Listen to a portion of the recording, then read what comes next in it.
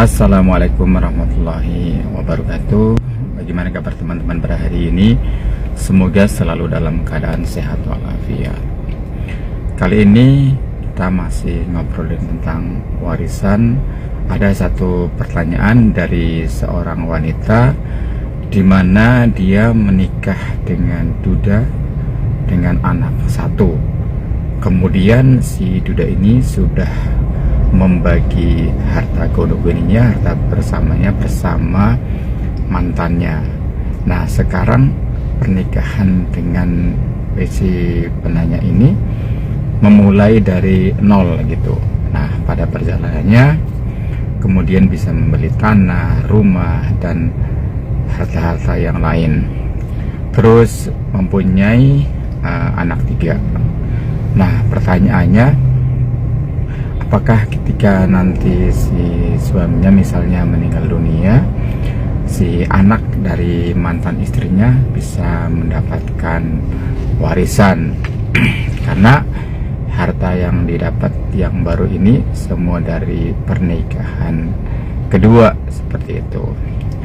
Ya, terima kasih atas pertanyaannya dan saya akan mencoba menanggapinya. Memang masalah warisan selalu timbul gitu ya.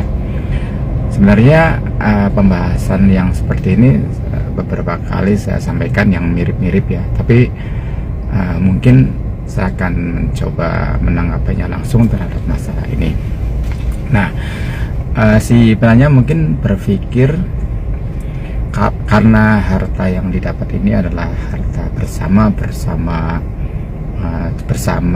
suaminya duda tadi, tapi dari nol gitu. Artinya si suaminya dari pernikahan pertama yang mempunyai satu anak tadi, katakanlah tidak membawa harta apapun, tetapi kemudian di pernikahan selanjutnya ini yang kedua dia mempunyai banyak harta, kemudian rumah, tanah, dan lain sebagainya.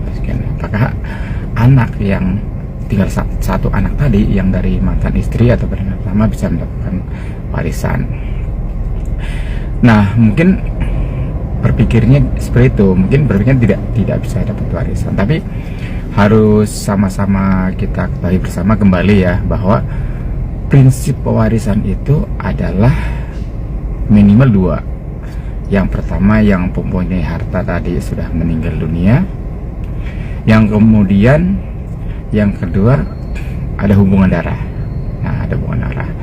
Tidak ada hubungan darah saling mewarisi adalah jika suami atau istri. Nah, sekarang si anak yang dari mantan istri ada hubungan darah nggak dengan si suaminya gitu? Tentu ada kan. Nah, karena ada hubungan darah, memungkinkan sekali dia akan mendapatkan warisan. Nah, sekarang kita lihat model pembagian warisan di Perdata dan kompilasi hukum Islam. Tapi yang perlu kita garis bawahi tadi bahwa ada hubungan darah ya, anak ini ada hubungan darah. Tapi apakah anak ini pasti bisa mendapatkan warisan? Ya, kita lihat aturannya. Kalau dibagi secara berdata, di perdata itu kan ada namanya golongan 1, golongan kedua, golongan 3, golongan 4. Golongan 1 ada suami atau istri dan anak. Nah, artinya anak tadi dari mantan istri itu ada anak malah masuk golongan 1. Seperti itu. Secara perdata sudah pasti bisa mendapatkan warisan. Kalau secara kompilasi hukum Islam, anak itu posisinya di mana? Itu dapat kita lihat di pasal 174 di kompilasi hukum Islam, di mana di situ dijelaskan jika semua ahli waris ada, maka yang mendapatkan warisan adalah ayah, ibu, anak, janda atau duda, tergantung siapa yang meninggal. Nah, ternyata ada anak. Nah, baik secara perdata maupun secara kompilasi hukum Islam, anak tidak peduli itu dari istri mana, nomor 1, 2, 3 atau 4 misalnya, itu anak adalah ahli waris yang utama yang bisa mendapatkan warisan dari ayah. Kalau kita bicara anak berarti yang meninggal adalah orang tuanya, baik ayah maupun ibu. Dalam konteks ini diumpamakan adalah ayahnya gitu. Nah, tapi selanjutnya ininya tadi ya, secara perdata maupun kumulasi dia mendapatkan warisan. Tapi selanjutnya harta yang mana gitu? Harta yang mana yang bisa diwariskan kepada anak dari istri dari istri yang pertama yang sudah bercadar tadi. Nah, kita lihat dulu dalam perkawinan itu ada namanya harta bersama. Harta bersama itu apa? Harta bersama adalah harta yang diperoleh ketika proses perkawinan. Tadi disampaikan oleh penanya, ketika proses perkawinan dia mempunyai harta bersama rumah, tanah, dan harta-harta yang lainnya. Nah sekarang harta bersama ini bagaimana ininya?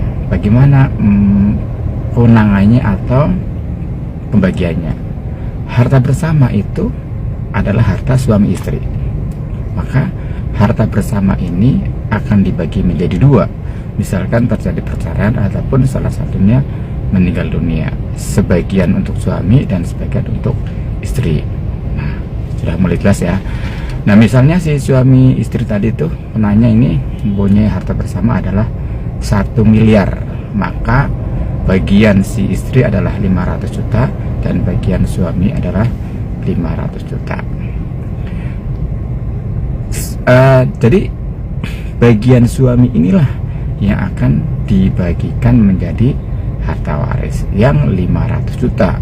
Jadi bukan seluruhnya, bukan dihitungnya bukan 1 miliar yang dibagi, tapi separuhnya, jadi 500 juta. Kalau misalnya harta bersamanya adalah 1 miliar, sementara 500 jutanya adalah hak istri dulu. Nanti pembagiannya kalau memang misalnya siapa dulu yang meninggal ya, katakanlah tadi si suaminya yang meninggal dulu, artinya ada harta bersama 500 juta. Kalau diumpamakan 1 miliar, 500 jutanya inilah yang akan dibagikan kepada ahli waris.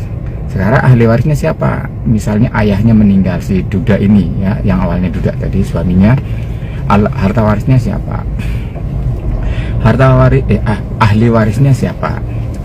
Ya tentu secara mudahnya ahli warisnya adalah istrinya dan anak-anaknya. Jadi anak-anak tidak peduli harus dari anak yang pernikahan kedua, semua anaknya suami. Karena ini tadi sebelum sudah menikah termasuk adalah anak dari istri pertama, yaitu yang mempunyai 1 anak, dan anaknya yang sekarang dan istri itulah yang sebagai ahli waris. Yang kita belum tahu nih si orang tua suaminya juga ini punya ayah atau enggak. Sekarang katakanlah 500 juta tadi ini, kalau misalkan semua ada ayah, ada ibu, ada istri, ada anak, semua ada persentasenya gitu, sudah persentasenya. Kalau misalkan ayah ibu berarti dapat, kemudian ada janda ya, janda misalnya tadi janda ini, istrinya yang penanya ini adalah mendapatkan 1/8. Nah kalau ada ayah ibu, sudah dikurangi ayah ibu, dikurangi 1/8 gitu untuk janda, maka sisa ini adalah dibagi kepada seluruh anaknya. Kalau dari yang istri pertama itu duda ini ada anak 1 dan yang kedua ada anak 3, berarti dibagi 4 orang, sisanya setelah untuk janda dan orang tua kalau masih ada. Ya kira-kira seperti itu jawabannya secara singkatnya. Kalau secara kompilasi buku Islam tadi ya, kalau misalkan secara perdata malah yang dapat hanya istri dan anak-anaknya, dibagi secara rata, orang tua nggak ada. Tapi kalau secara kompilasi Islam, orang tua, ayah, ibu, janda dan anak-anak, persentase setelah dikurangi ayah, ibu dan istri. Seperti itu, terima kasih, mohon maaf. Assalamualaikum warahmatullahi wabarakatuh.